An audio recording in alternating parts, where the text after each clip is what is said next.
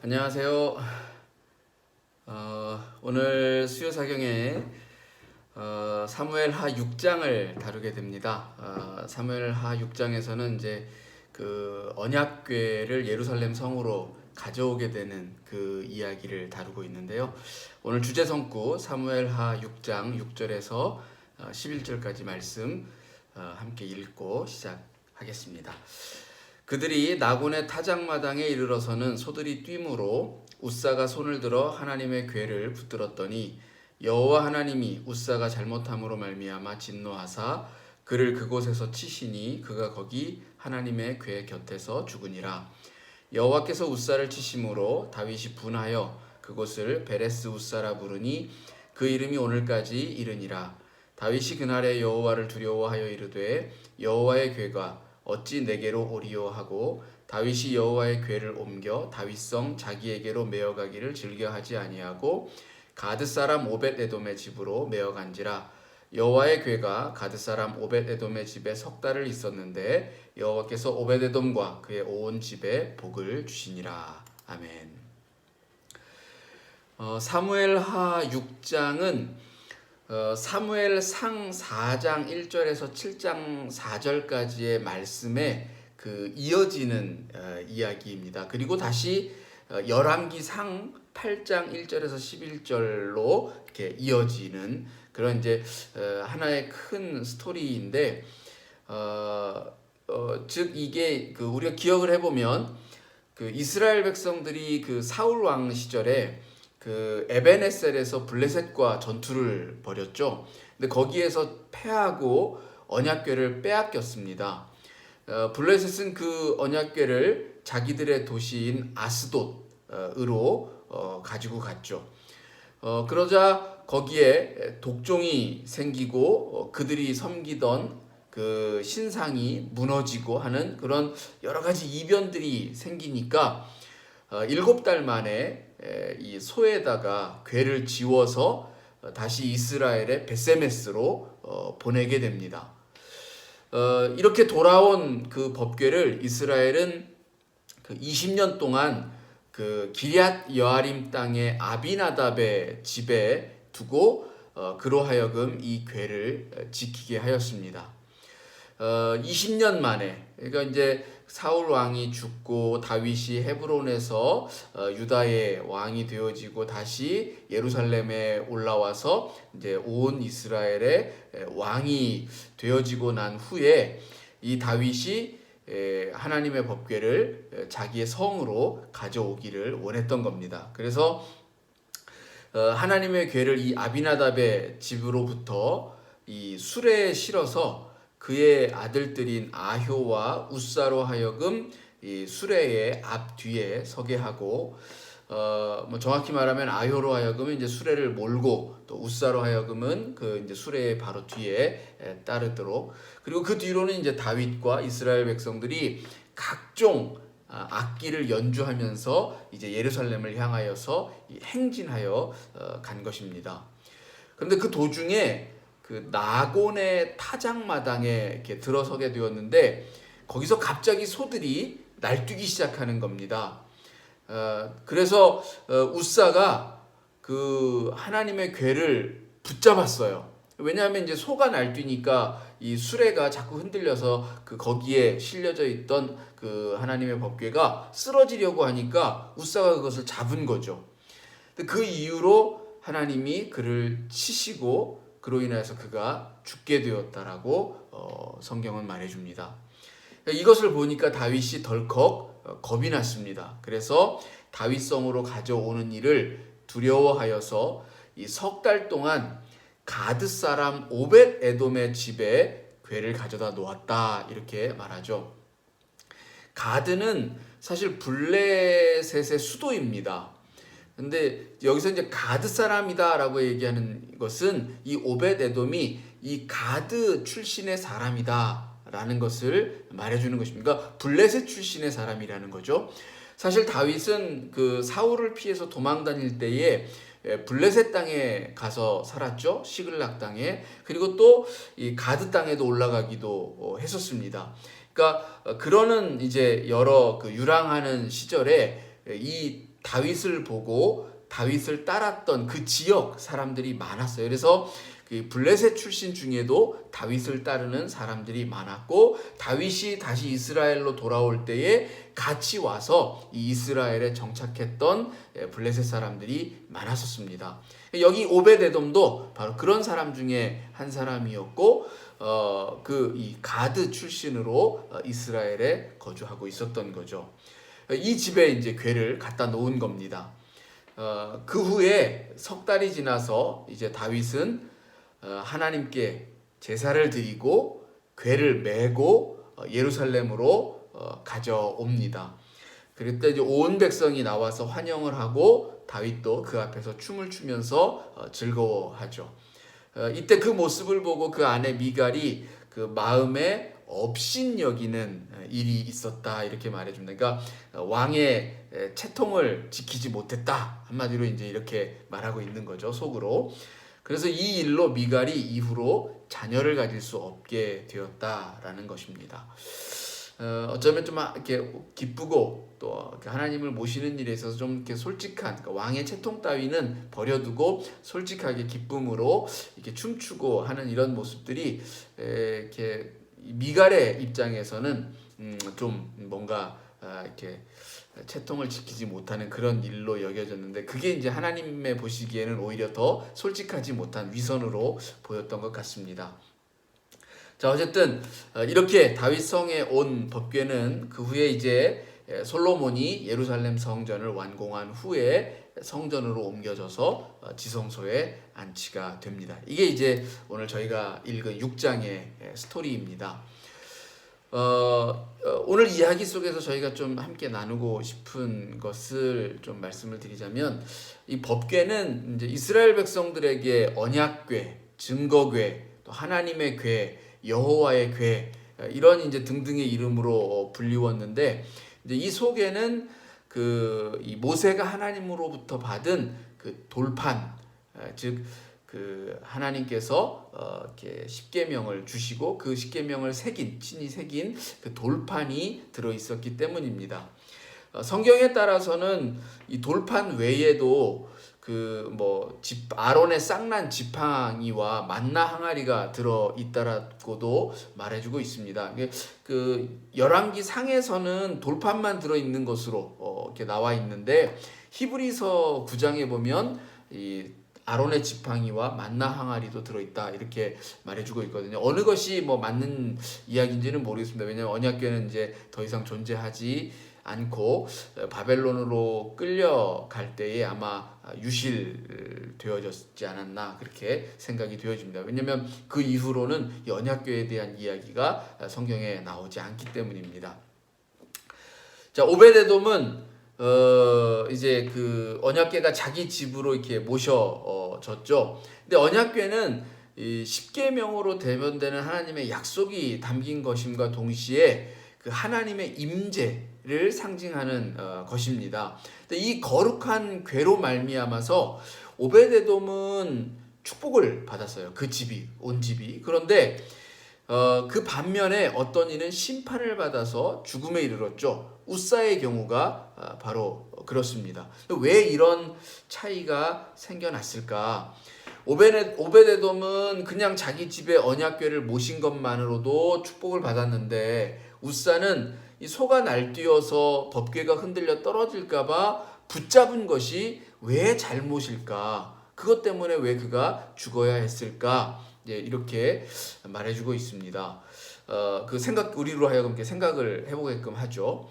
이 사무엘상 6장 15절에 보면 이 아비나답의 집에서 궤를 가지고 나올 때와 오벳에돔의 집에서 이 법궤를 가지고 예루살렘 성으로 갈 때에 그 차이점이 드러납니다. 그것을 통해서 이 우사의 어떤 그 잘못되어진 점을 이렇게 생각해 볼 수가 있는데요. 특히 역대상 15장 11절에서는 더욱 분명하게 전에는 매지 아니하였으니 라고 말해줍니다. 그러니까 아비나답의 집에서 나올 때는 그 소가 끄는 수레의 법궤를 얹어가지고 나왔어요. 그런데 나중에 이제 그 오벳에돔의 집에서 예루살렘 성으로 올라갈 때에는 이렇게 어깨에 메고, 제사장들이 어깨에 메고 나온다라는 얘기죠. 그러니까 이게 사실 그 하나님의 율법을 제대로 아비나답의 집에서 나올 때 행하지 않은 거예요. 왜냐하면 애초에 하나님이 율법을 주실 때에 법궤를 옮기는 방법에 대해서도 되게 상세하게 설명을 해주셨는데, 즉 제사장들로 하여금 어깨에 메고 나오라고. 그래서 언약궤 자체가 이 광야에서 이동하는 동안에 그 궤를 이동하기 쉽도록 그 멜 수 있도록 그 제작이 되어졌죠. 이미 애초에. 그래서 메고 항상 움직여야 한다라는 것을 분명하게 말씀을 하셨는데, 그렇게 하지 않았다라는 거예요. 그러니까 하나님의 율법을 그냥 그러니까 뭔가 경시했다고 해야 되나? 뭐 이런 이야기라는 거죠. 그래서 이 하나님의 궤를 수레에 싣고 나왔는데 문제는 그렇죠. 자, 비단 이 수레에 싣고 나온 것은 우사만이 아니라 수레를 몰았던 아효도 있고, 또 아무런 문제 제기를 하지 않고 그 뒤를 따랐던 다윗과 백성들도 있는데, 왜 우사만 하나님이 충돌하셨는가라는 것입니다. 이 우사가 궤를 만질 때 쓰인 이 단어를 통해서 좀 유추해 볼 수 있는데요. 여기에 쓰인 단어는 아하즈라고 하는 단어입니다. 이 아하즈라고 하는 단어의 본래의 의미는 내 거야 라고 하는 뜻입니다. 자, 그러니까 법궤가 흔들려서 떨어질 때에 이 우사가 아하즈 하면서 이 법궤를 붙잡았는데, 그 얘기는 곧 하나님의 궤를 자기의 소유인 양 생각하고 있었다라고 하는 그의 이 숨어 있는 마음이 표현되었다라는 거예요. 그러니까 70년, 그러니까 뭐 그 동안이나 여기에 이제 그 모셔져 있었다라고 하는데, 그로 인하여서 온갖 축복을, 그 사이에 많은 그 아비나답의 가정이 이 오베네돔과 마찬가지로 얼마나 많은 영광을 누릴 수 있었겠습니까? 그렇죠? 그 축복과 영광이 이 시간이 이제 오래 지나면서 자기의 것이 되고 말았던 거예요. 그래서 이게 이제 하나님의 말씀이, 하나님의 궤가 하나님을 자기 소유로 생각하게 되어지는 그런 지경에까지 나아갔다라는 것입니다. 이게 이제 우사의 잘못이라고 할 수가 있는 것이죠.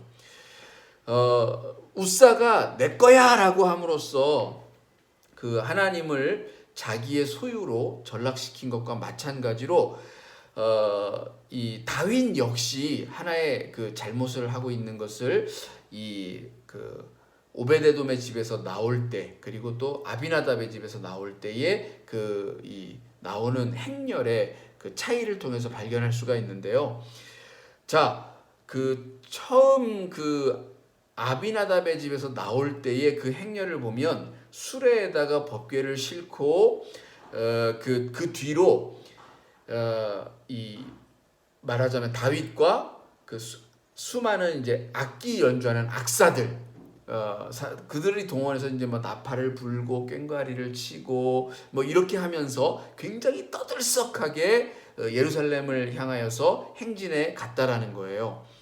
이 얘기는 뭐냐면 하나님의 궤를 마치 그 자기의 전리품 같이 앞세워서, 그리고 자기는 개선 장군처럼 이렇게 그 성으로 올라가는 겁니다. 그러니까 이게 무슨 뜻이냐면 이 하나님의 궤를 자기의 성으로 이제 가져옴으로써 자기의 권력을 더욱 공고히 하고 자기의 그 권력을 정당화하는 하나의 수단으로서 그 하나님의 법궤를 가지고 올라오는 거였다라는 거죠. 그러니까 일종의 이벤트, 쇼잉이었다라는 거예요. 그러니까 자기의 권력을 드러내고 자기의 권력이 그 하나님께로 왔다라고 하는 것을 뭔가 좀 이렇게 과시하고, 또 백성들로 하여금 그런 것들을 이렇게 받아들이게끔 하기 위해서 이용한 거라는 거죠. 일종의 이제 물론 이벤트나 뭐 이런 것들이 통치 행위에 있어서 되게 중요하기는 하지만 하나님 보시기에는 그게 바람직하지는 않았다라는 거예요. 왜냐하면 이것은 결국 자기를 위하여서 하나님을 도구화 시킨 것이거든요. 그러니까 이 웃사와 마찬가지로 다윗 역시도 사실은 잘못하고 있는 겁니다. 하나님을 자기의 소유물로 여기거나 자기의 양명으로 삼는 그런 행위들. 사실 그래요. 이게 이제 어떤 모습으로 우리의 신앙생활 가운데 나타나냐면 하나님의 말씀을 자기식으로 자기 유리한 대로만 갖다 붙이는 거예요. 뭐 하나님의 말씀이 뭐 이렇다 저렇다 상관이 이러면 이런 대로 저러면 저런 대로 자기한테 맞게끔 갖다 붙이고 해석하고 그러는 거예요. 이게 과연 하나님이 과연 그런 하나님이신가? 그러니까 하나님이 우리보다 크신 분이고 그 하나님이 우리를 낳으시고 지으신 분인데 오히려 우리가 하나님을 종처럼 대우하려고 한다라는 거예요. 나를 위한 하나의 수단이자 도구로서만 하나님을 사용하려고 한다라는 거죠. 하나님을 사용한다라는 것 자체가 이미 사실은 신앙의 관점에서 틀린 겁니다. 잘못된 겁니다. 근데 우리는 자기도 모르는 사이에 그렇게 살아간다라는 거예요. 자기 멋대로, 자기 식대로, 자기가 원하고 자기가 꿈꾸는 대로, 자기가 소망하는 대로 하나님의 말씀을 끄집어다가 자기에게 맞게끔, 자기에게 유리하게끔 적용시킨다라는 겁니다. 반대가 되어줘야 된다는 거죠. 하나님의 말씀이 먼저 있고 그 말씀을 깨닫기 위하여서 묻고 엎드리고 겸손하여지고 그 후에야 거기 그 나를 그 하나님의 말씀에 적응시켜야 하는 것인데 거꾸로 한다라는 얘기입니다. 그러니까 이것에 대한 교훈을 지금 이 말씀을 오늘 사무엘하 6장을 통해서 우리들에게 전해주고 있다라는 겁니다. 그래서 다윗이 오베데돔의 집에서 나올 때에는 제일 먼저 그 전에 하지 않았던 행위를 하는 게 있어요. 뭐라고 얘기하고 있냐면 그가 제사를 드린 후에 이렇게 나옵니다. 그리고 나팔을 불고 꽹과리를 치고 뭐 이러면서 무슨 그 개선 장군이 입성을 하는 것처럼 떠들썩하게 하는 것이 아니라 조용히 그리고 이제 예루살렘 성에 무사히 들어왔을 때에 비로소 기뻐하고 감사하는 마음으로 정말 마음에서 우러나서 하나님께 찬송을 드리고 춤을 추고 하였다라는 겁니다. 먼저 우리가 하나님의 말씀을 모심에 있어서는 그 말씀을 깨달음에 있어서는 먼저 겸손히 엎드려 예배하는 모습이 우선되어야 한다라는 것입니다. 우리가 기도하고 우리가 예배하고 하나님 앞에 엎드린 후에 그리고 그 말씀이 내게 임하였을 때 그 말씀이 내 속에서 깨달아지고 나의 삶을 인도하여 갈 때에 그때에 비로소 우리는 감사함으로 노래하고 춤출 수 있다라는 겁니다. 먼저 자기를 드러내고 자기를 과시하고 자기를 위하여서 하나님의 말씀을 이용하는 데에만 급급한 것이 아니라는 얘기입니다. 그래서 이게 오늘 6장에 있는 말씀을 궤를 안치하는 이 과정을 통해서 들려주는 하나님의 말씀이 아닐까라는 생각을 해보았습니다. 여러분은 말씀을 읽으시면서 어떤 생각이 들으셨는지요? 한번 더 뭐 한 장이니까 다시 한번 읽으시면서 말씀의 의미를 좀 더 깊이 묵상해 보셨으면 하는 바람을 가져봅니다. 질문을 드리겠습니다. 자, 다윗과 이스라엘 백성들은 그 언약궤를 굉장히 소중하게 생각을 했죠. 이스라엘 백성들에게 있어서 이 하나님의 말씀이 담긴 언약궤는 굉장히 중요했는데요. 왜 그렇도록 중요하게 여겼을까요? 그리고 오늘날 우리들에게 신앙생활을 하고 있는 우리들에게 이 하나님의 말씀을 모시고 살아간다라고 하는 것은 도대체 어떤 의미를 가질까요? 두 번째 질문은 뭐 제가 이제 저 나름대로의 또 말씀을 통해서 생각한 것들을 여러분들에게 이야기했지만 여기 우리가 읽은 본문에서 웃사가 잘못함으로 인하여서 하나님이 그를 치셨다 이렇게 나오는데요. 웃사의 잘못은 무엇일까요? 여러분들이 생각하는 웃사의 잘못은 어떤 것이 있을 거라고 생각을 하십니까? 오늘 말씀을 다시 한번 묵상하시면서 생각해 보았으면 합니다. 그리고 그 웃사의 이야기를 통해서 또 그 다윗의 이 행위들을 통하여서 우리가 하나님의 말씀을 바라보는 우리의 시각에 어떤 변화가 있을까라고 하는 것을 마지막 질문으로 드려봅니다.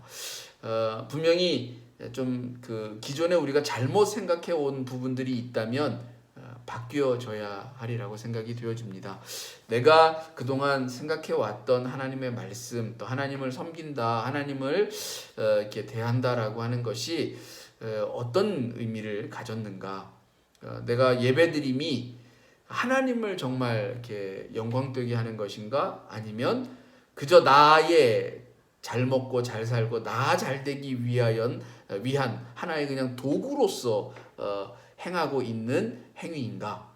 이것에 대하여서 한번 생각해 볼 수 있었으면 합니다. 그리고 우리의 그런 잘못됨이 혹시 있었더라면 어떻게 변화할 것인가? 어떤 마음 자세를 갖고 어떤 생각으로 또 예배에 임할 것인가? 이런 것들에 대해서 한번 생각해 볼 수 있었으면 합니다. 감사합니다. 또한 평안한 저녁 되시고요. 또 남은 한 주간도 주님과 함께 동행하시고 또 주님이 먼저 앞서 가시는 그 인도하심 속에 하나님이 주시는 축복 마음껏 누리시기를 축원하겠습니다. 기도합니다. 하나님, 다윗이 이제 아비나답의 집에서 다윗 성으로 예루살렘 성으로 하나님의 말씀을 모시어 올리려고 합니다. 그의 마음속에 어떤 생각이 있었는지는 잘은 모르겠습니다.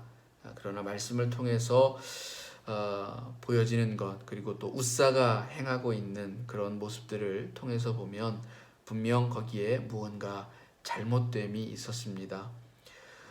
그것은 결국 하나님을 자신의 소유와 도구로 삼으려고 했던 어리석은 우리 인간 군상의 모습이 담겨 있는 것 같습니다.